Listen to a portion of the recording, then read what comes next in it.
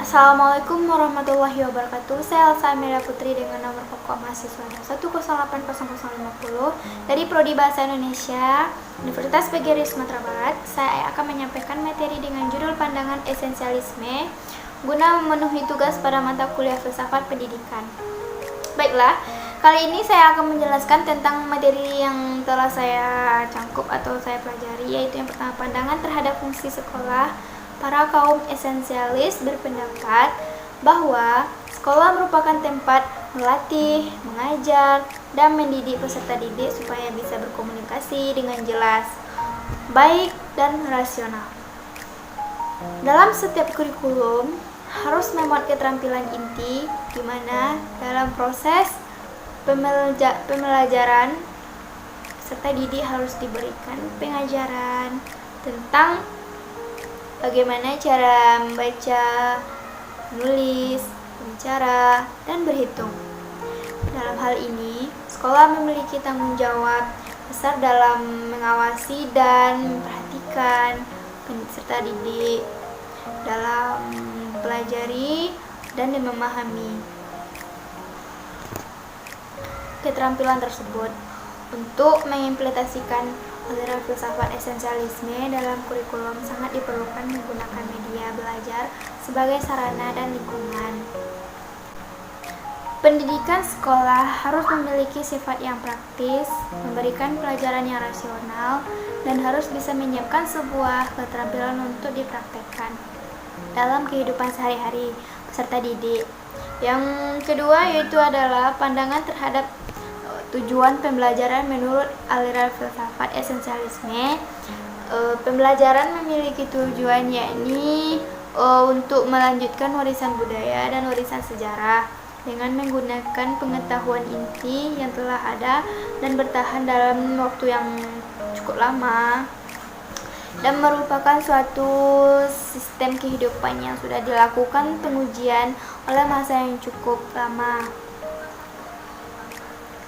Yang selanjutnya itu adalah tujuan pembelajaran esensialisme yang lainnya, yaitu menyiapkan manusia supaya bisa hidup baik melalui sekolah, di mana sekolah berperan mendesain sasaran mata pembelajaran yang sudah disesuaikan serta layak digunakan untuk manusia dalam melaksanakan pembelajaran. Yang ketiga yaitu adalah pandangan terhadap kurikulum. Indonesia yang termuat dalam kurikulum 2013 merupakan jalan pintas yang tepat dalam menjamin keberlangsungan masa depan peserta didik, yang dimana berdasarkan pandangan esensialisme, pendidikan adalah proses yang menuntut peserta didik untuk mempunyai nilai-nilai yang baik dan disajikan dengan pegangan dalam kehidupannya dalam sehari-hari. Yang selanjutnya, dalam pendidikan esensialisme ada 5 tema. Yang pertama yaitu adalah 1. Dalam kurikulum SD harus menekan pada gerakan literasi seperti membaca, menulis, dan berhitung. Dan yang kedua yaitu adalah di dalam kurikulum sekunder harus terdapat mata pembelajaran yang harus mencakup pembelajaran sejarah, pembelajaran matematika, pembelajaran ilmu alam, dan pembelajaran sastra, dan pembelajaran bahasa. Yang ketiga yaitu adalah pembelajaran yang sistematis harus memegang teguh kedisiplinan di sekolah. Yang keempat, peserta didik harus membudidayakan rasa hormat kepada otoritas baik dalam lingkungan maupun sekolah dan juga masyarakat.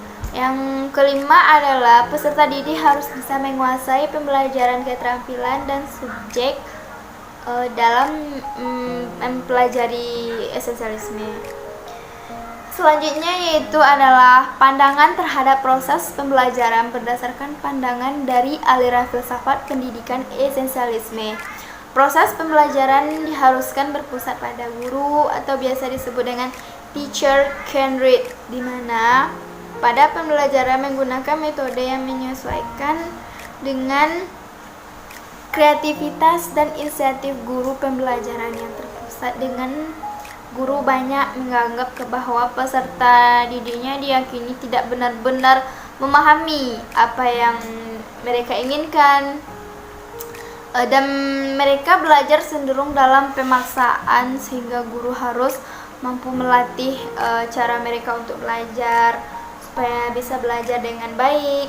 Maka dari itu, latihan mental dijadikan sebagai metode utama dalam pembelajaran esensialisme. Contohnya yaitu adalah metode latihan lainnya, yaitu penugasan, diskusi, kerja kelompok, dan penguasaan pengetahuan dalam aliran filsafat pendidikan esensialisme di sekolah disarankan tetap mempertahankan metode-metode tersebut supaya peserta didik atau siswa bisa menyesuaikan kedisiplinan mentalnya. Yang terakhir yaitu pandangan terhadap pendidik dan peserta didik dalam aliran filsafat pendidikan esensialisme, yang dimana guru merupakan orang memiliki peranan yang sama dengan aliran filsafat pendidikan perennialisme, dimana dalam esensialisme menganggap guru adalah orang yang berperan dalam menguasai lapangan subjek khusus, yang dimana dituntut menjadi contoh atau tauladan dan menjadi panutan ditiru atau dicontoh yang baik bagi peserta didik. Dan peran guru itu sangat dominan dalam penguasaan dan mempengaruhi kelas, karena guru merupakan penguasaan pengetahuan dan juga berwenang sebagai pengawas dalam suatu pembelajaran. Maka dari itu, dalam aliran pendidikan esensialisme, peran guru adalah sebagai mediator, tapi bukan fasilitator. Selanjutnya saya akan menjelaskan tentang kelebihan dan kekurangan esensialisme. Pertama itu kelebihannya. Yang pertama, esensialisme membantu untuk mengembalikan subjek matter ke dalam proses pendidikan, namun tidak mendukung perennialisme bahwa subjek itu memang benar adalah realitas abadi yang disajikan dalam buku-buku besar dari peradaban barat. Great book tersebut dapat digunakan namun bukan untuk mereka sendiri, melainkan untuk dihubungkan dengan kenyataan-kenyataan yang pada dewasa ini. Yang kedua itu esensialis berpendapat bahwa perubahan merupakan suatu kenyataan yang tidak dapat diubah dalam kehidupan sehari-hari ataupun kehidupan sosial mereka, karena mereka mengakui evolusi manusia dalam sejarah. Namun evolusi itu harus terjadi sebagai hasil desakan masyarakat secara terus-menerus. Perubahan tradisi sebagai kemampuan inteligensi manusia yang mampu mengenal kebutuhan untuk mengadakan amandemen, cara-cara bertindak atau organisasi yang mereka lakukan, dan fungsi sosial mereka.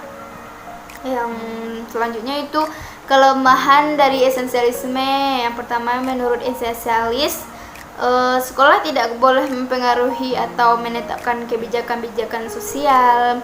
Hal ini mengakibatkan adanya orientasi yang terikat pada tradisi pendidikan, yang sekolah akan mengindoktrinasi siswa atau menyampingkan kemungkinan perubahannya. Yang kedua itu para pemikir esensialis pada umumnya tidak memiliki kesatuan garis karena mereka berpedoman pada filsafat yang berbeda. Beberapa pemikiran esensialis bahkan memandang seni dan ilmu sastra sebagai embel-embel dan merasa bahwa pembelajaran IPA dan teknik serta kejujuran yang sukar adalah hal-hal yang benar-benar penting yang diperlukan siswa agar dapat memberi kontribusi yang masyarakat mau atau yang masyarakat inginkan gitu. Yang ketiga itu peran guru itu sangat dominan sebagai seorang yang menguasai lapangan, yang dimana itu merupakan model-model yang sangat baik untuk ditiru, karena guru merupakan orang yang menguasai pengetahuan kelas, dimana pengaruh pengawasan guru itu sangat tinggi bagi peserta didik. Jadi inisiatif dalam pendidikan ditekan pada guru, bukan pada siswa, karena siswa itu hanya untuk melatih, hanya untuk belajar. Baiklah, mungkin itu saja materi yang dapat saya jelaskan. Lebih dan kurangnya Kalau belum ada yang belum jelas, teman-teman mungkin bisa search di Google atau di YouTube untuk dari penjelasan yang lebih lengkap gitu, yang lebih rinci. Baiklah, mungkin ada kata-kata motivasi sedikit dari saya, lebih tepatnya untuk saya sendiri gitu. Untuk teman-teman juga, itu bagaimanapun beratnya sebuah permulaan, jangan menyerah, tumbuh semangat, juang, mental positif dan optimis untuk hari esok yang lebih baik lagi. Baiklah,